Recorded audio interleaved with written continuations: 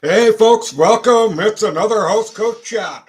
And I'm not wearing my sunglasses today. That is okay. Last episodes I did have the sunglasses on today. Well, not on, and I'm not going to put them on here right away. It is Monday, folks. It is like 3 o'clock in the afternoon, so to speak. It is the 24th day of November. And yes, it is not a very nice day outside. Kind of chilly, overcasted, no sunshine. And I wish it was a little sunnier. Did a little running around today, had a lot to think about. And most importantly, as much as I've been enjoying the 57 shows I've kind of done so far online, and I'm happy to report that some of my viewings on X are in the thousands, which is amazing. YouTube, not so much, but X seems to get some responses, so I am happy for that. Besides my parents, who I email a copy, that are my other people that watch the show, as long with Danica, my wife, such a lovely lady. Anyways, folks, I just want to start off this show with just maybe a tad bit of a serious note. I'm only going to be bringing this up because I don't think there's really enough of it in this country, and that is people helping out and shouting out for the people that are missing in this country, especially children. Now, I did go on Grok, my AI assistant with X, Twitter, that company, the social media place.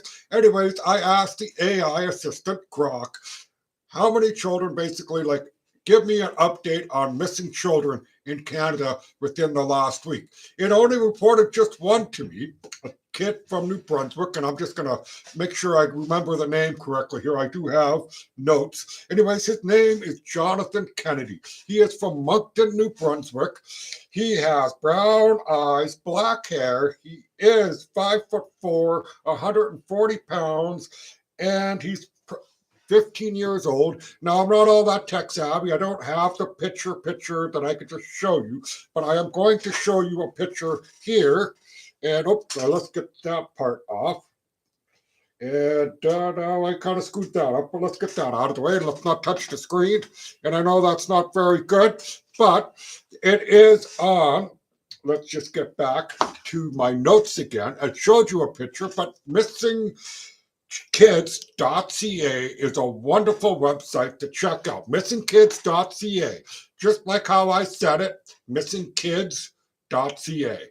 They have a list of kids on there. Now, Jonathan, I asked the AI assistant, now that's, it is just artificial intelligence, but I just wanted to find an easy, quick answer, and that is what Grok gave me.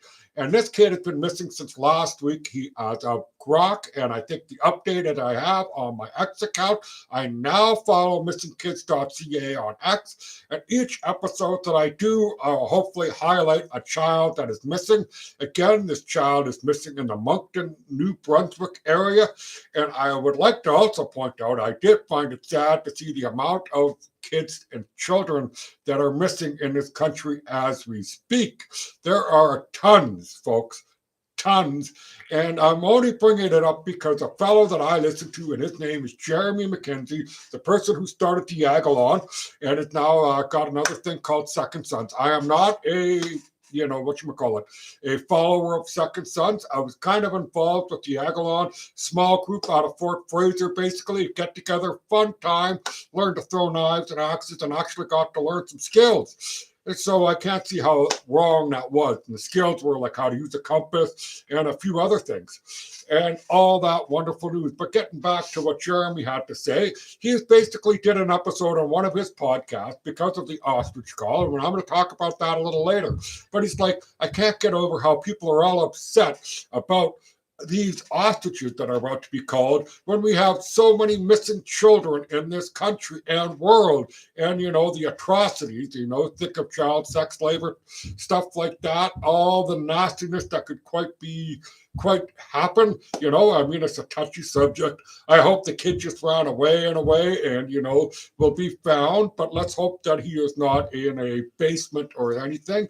And it's also noted, and I should say, living in a small community over a decade ago, we had a missing young girl, and her name was Madison Scott. And after years and years and years, they were able to find her body, which thankfully the parents have, and family and old friends of hers have some closure.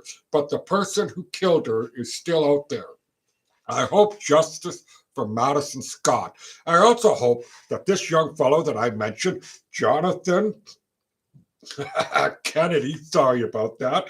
I'm getting a little older, some brain farts. Remember, folks, he's in Moncton, New Brunswick, in that area. He's a short fellow, black hair, brown eyes, and if you are really interested, please, on your own websites, or not websites, but your own social media, whether it's Facebook, Instagram, why not follow the missingkids.ca or the National Missing Persons thing with the RCMP, and just you never know, you might just come across and hey, that could look familiar. Then you go and you look, holy smokes, that was him. You can report it, folks. It is that simple and it's that harmless as well. You don't have to approach anyone unless you feel that you need to. But be safe, folks, because you don't know if this child was kidnapped or whatever. But anyways, having said all that, I am going to hopefully highlight a missing kid each show. That is why I kind of also have a scone lifted right above my head here for anybody who's missing a loved one in their life, whether they passed on or they're missing, like I'm saying with Jonathan Kennedy and such. Such as the ostriches. That's what the scone is lit for. Same with Fred and Peanut. Remember the squirrel and raccoon out of the States where the government overreach killed them because there was an animal sanctuary and apparently you're not allowed to have wild pets. But my God, sometimes, the government can just learn a little nuance and leave things alone instead of being power tripping paper pushers intent on hurting everything when there's no need to hurt anymore.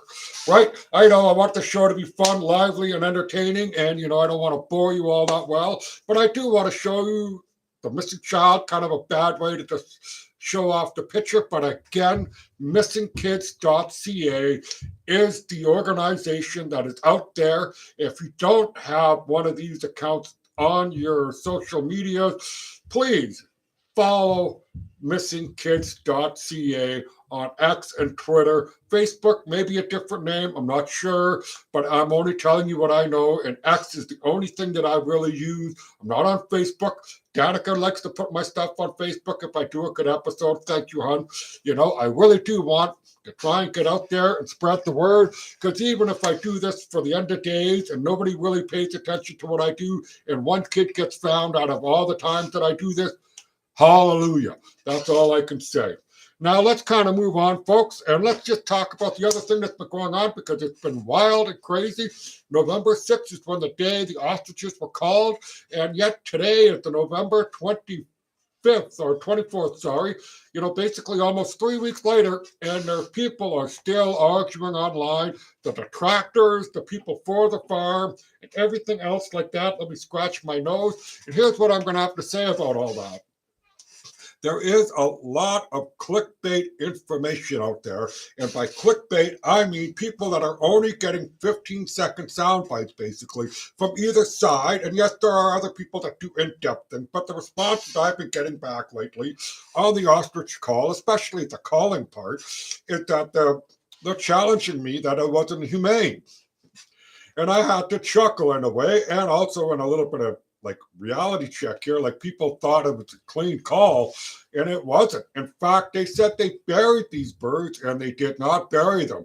Evidently, they were still stuck in Super Safe warehouse parking lot, so to speak. People camped out in front of there. They literally followed from the farm to where the disposal site was, and in fact, a few businesses in the area that handled this kind of things declined the offer to accept the disposed birds. So CFIA is kind of lying, or they thought the paperwork is in order, but the people down below them fucked up.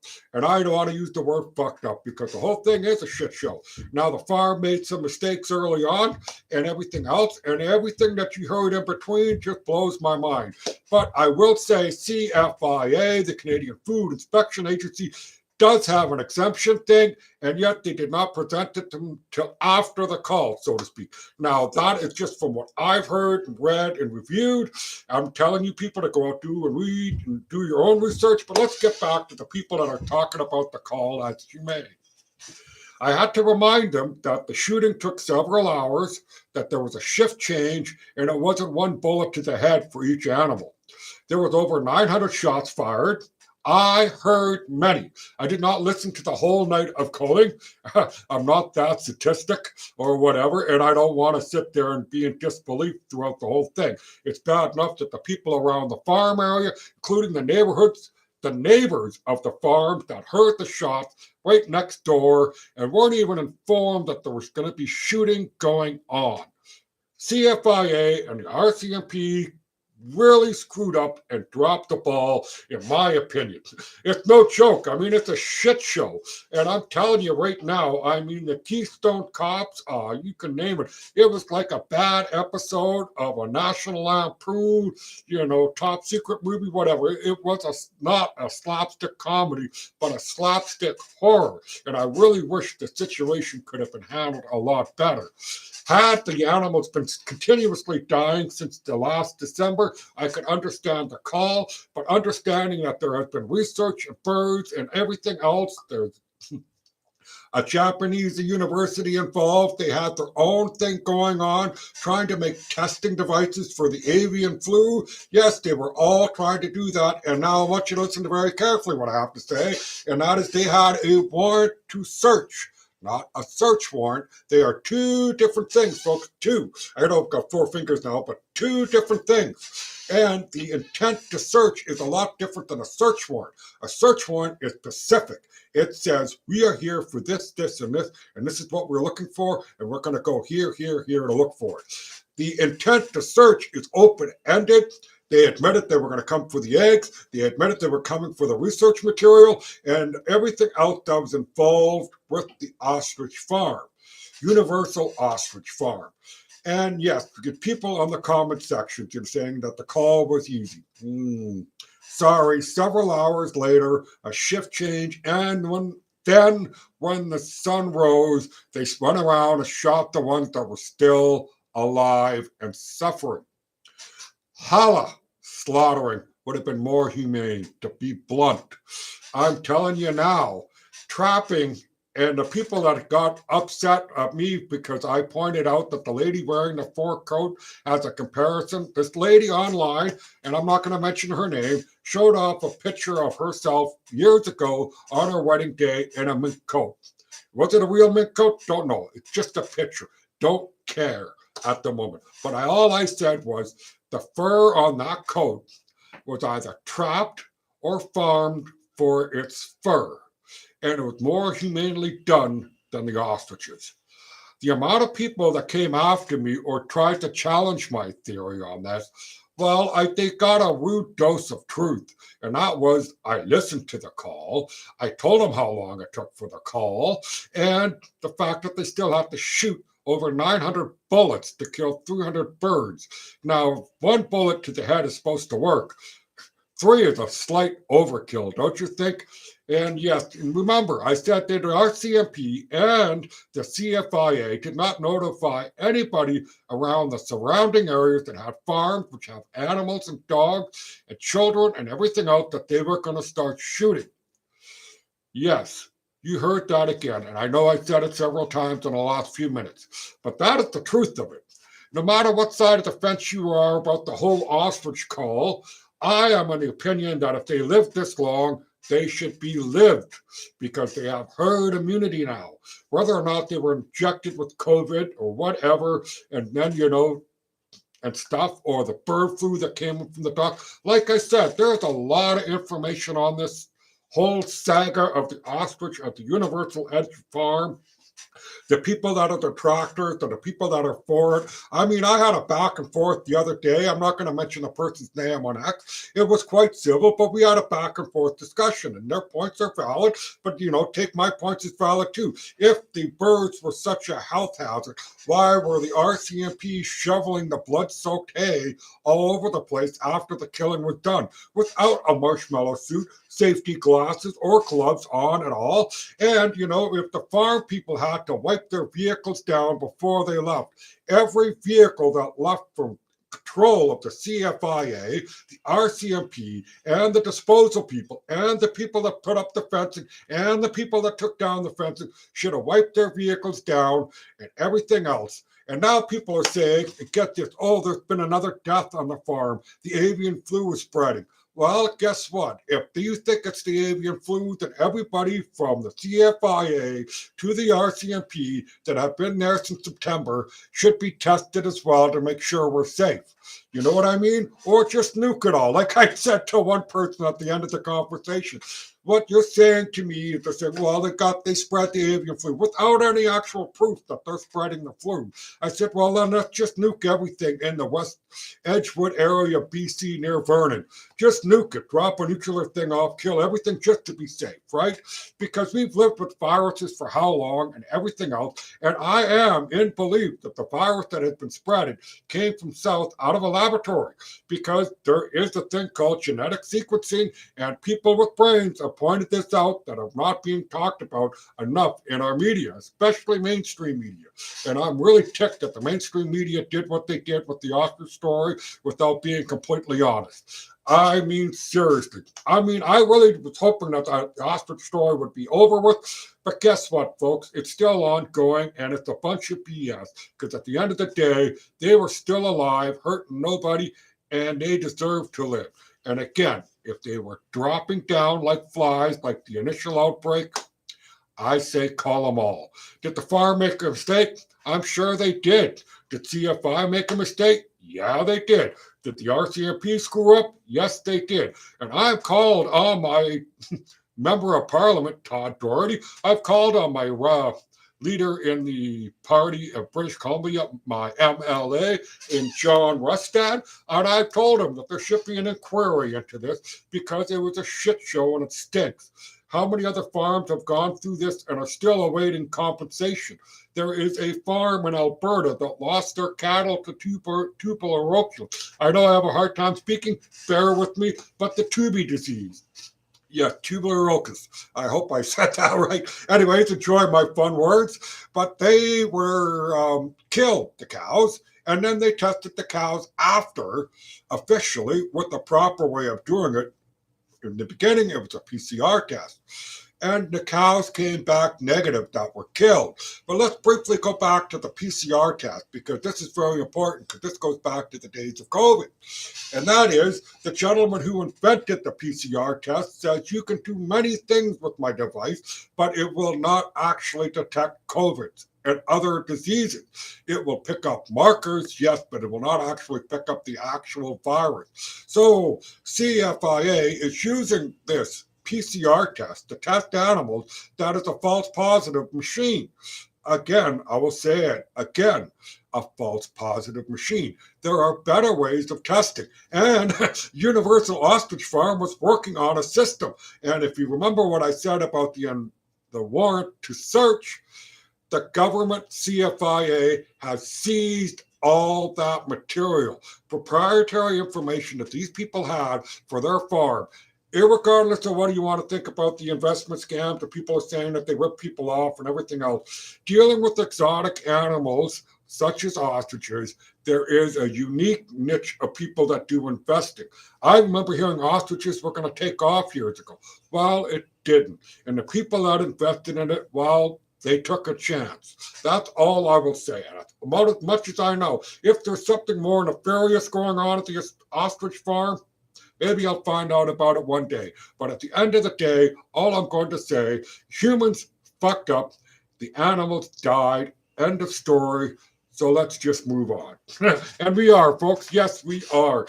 And you know what I also like to say? My shiny little Calgary Flames flag there. Oh, wow. I'm glad they're winning the last few games. But boy, what a horrible start to the beginning of the year till now. I hope they could turn it around and maybe make the playoffs. I highly doubt it, but I'm going to cheer for them all along the way. Now, let's go talk about Carney, folks. Carney. Yes, folks, Brooksfield and Carney. They go together like a hand in a glove. You know what? Recently, in Dubai, Abu Garcia, whatever it is called, over in that end of the world, Qatar and all that, I believe Mark Carney visited. Well, guess who visited just a few days beforehand? Brooksfield. Yes, folks, Brookfield was there just before Mr. Carney. Kind of seems to go hand in hand wherever he's traveling. It's same with the other issues that we have in Europe, all those connections and stuff like that. And get this, folks, and I want you to remember these two shows' names, and they're on both on YouTube and they're both on X. But Northern Perspective does that good deep dive on Carney and his corruption. At least they don't get government money and they're told what to say. They do their own research, they're honest, and if they make a mistake, they will tell you they made a mistake. They won't try and cover it up. They are a good show to check out, Northern Perspective. A shout out to them. The other person I like to say is Dimitrich, who is a show called Moose on the Loose. He has a huge, extensive dive down on Carney and all his connections for the Brookfield stuff, folks. It is a spreadsheet and a half. I bet you my wall, if I really wanted to display it, it'll cover my whole back wall with each company and who, and what in Brookfield that is tied to a government program now within Canada, such as the home building program, the energy program, everything else it's going on. I really wish I could invest in Brookfield. The shares are at $671 Canadian, roughly, and they have gone up since the budget announcement. Go figure, right? And we have so much conflict of interest. And again, Carney's character, his content of character. I have heard this man speak before he became prime minister. I hear him speak to women reporters, and my God, he is a misogynist piece of crap. No wonder his wife doesn't smile. Do you ever see them hold hands together? That is something that's very telling, folks. I mean, very telling. You and I'm not a Pierre supporter, but I'll go to Pierre Polyev and his wife. When you see them together, I have seen them more happy holding hands together than I have seen with Carney and his wife. Their marriage must be like Bill and Hillary Clinton's, a marriage of convenience, right? Because she is working with a bunch of NGOs that are getting Canadian tax dollars money. Yes, there's a huge family business. Even their child has received government funding and yet hasn't really lived in Canada. Kind of like Xavier Trudeau, Justin Trudeau's son, getting government grants for his music blossoming career. I hope the kid's the best and mean him no harm, but I really wish he would do it on his own. His dad's dating Katy Perry now, so there's a foot in the door. Leave us taxpayers alone. Your dad has a trust fund account. Talk to him for money. I haven't heard Barron Trump take a dime yet from the U.S. government, but Hillary's daughter, Chelsea, has done it. I know I'm kind of rambling here, folks, because I wanted to talk about Carney, but let's go to content to character, because let's face it, Hillary Clinton and Bill Clinton's relationship is a marriage of convenience. You can just tell. I mean, look at what Bill's done all these years under the desk, right? Oh, poor Monica. Anyways, back to Carney and his wife. They don't seem like a happy couple at all. At all. And yet, you know what? She got to speak in the United Nations as a representative of Canada. She has no official role as a representative of Canada. We do not have a first wife of the Canada. That thing started years ago because the first lady thing in the States, and so in Sophia, I think, was the first one to get brought up as the first lady of Canada. And that was years ago. I think the CBC media might have brought that up. There is no official title of the first lady of Canada. There isn't. And she spoke while I think wearing the Palestine garb around her shoulders. She could protest and do whatever she wants. She can wear whatever she wants. But if she's going to be speaking on behalf of Canada, at least wear a Canadian pin, like the flag behind me. You know, I mean, I know I got the old F. Trudeau flag over there kind of hidden and stuff like that. And underneath my dude in the housecoat painting, which my wife made me, which is a very nice painting, I wish it actually looks quite nice in the lights I have set up. And folks, yes, Carney is not good at all. I read his book, Values. It is exactly how he is doing our world. You know, he is going to force compliance on us all. Businesses, you name it. Sorry, my Bell's palsy tear is crying up. So I'm not crying because of Carney's in the office, but I should be. You know, I mean, politics is a BS business. It is a political game, a popularity contest. You look at the recent budget vote. I mean, Andrew Scheer and whatever other person hiding behind the curtains because of the voting going on, because they didn't want to make the conservatives feel like the bad guys for dropping the budget and saying no. These are the stupidest games I've ever seen played. It's like Elizabeth May saying, I have never heard Carney say one thing and do another. Whoa, lady, put down the gin bottle and actually sober up and realize he's crushing this country. And he is. And I'm hopefully going to be speaking up more and more soon, folks. But anyway, just like 25 minutes, I kind of ramble on to a lot of stuff that I wanted to say. But again, let's get back to the beginning of the show. The scone is lit for the missing child, Jonathan Kennedy, Moncton, New Brunswick. Please go to missingkids.ca. They're on the web. They're on X. They're probably on Facebook, Instagram, and a host of others. Go look through those kids, people. We have a lot of missing children in this country, and as a society, we should be looking after the children better as well as the animals. And that brings me to my next point, and that next point is if you've never been to an SPCA in your life, go once. Just visit. You don't have to adopt. You can make a donation if you like, but go visit once and just walk down the hallway of these pets looking for a home. Maybe you'll find a fur ball, maybe you won't, but at least go, and also please go check out missingkids.ca. I can't say it enough, I guess. And positive vibes to all of you. Have a good day. Enjoy your day. I hope to see you soon. I know I make these sporadically, but I am trying to get motivated to do more because missing kids are important. Other issues are important. If mainstream media is not really going to do their job, then like thousands of other people out there from either Moose on the Loose that I've mentioned, Northern Perspective, there's Cat Canada on YouTube and X, there's a whole host of people, Mark Nixon, and I mean, proud people that I like to follow and listen to, even Jeremy McKenzie, controversial as he is still a voice in this country. And I listened to even Rachel Gilmore. I agreed with her today. Oh, she called out Mark Carney for being a chauvinistic pig. And she is right. I rarely agree with her, but I do read her, folks. I encourage you all to read more. Don't be a clickbait fighter. Read more, folks. Read more. I may not always be right. I am the dude in the housecoat. Do your own research and reading. I know I'm rambling again, but you guys all have a good day. I am now officially out of here. Take care, all.